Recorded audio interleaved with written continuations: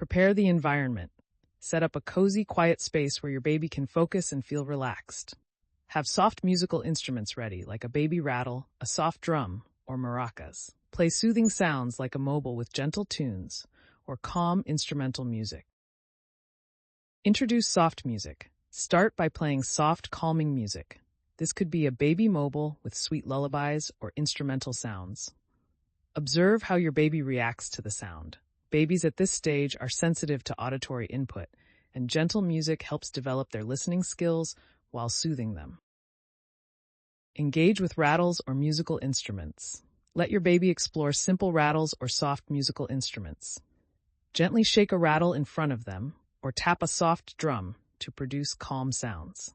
Encourage them to reach out and touch the instruments, which will help them start associating sounds with objects.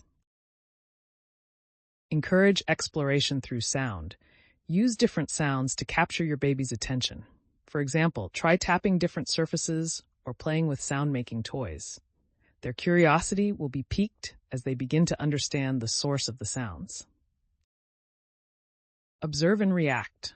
Pay attention to how your baby responds. Do they focus on the sound? Do they try to grab the rattle or instrument?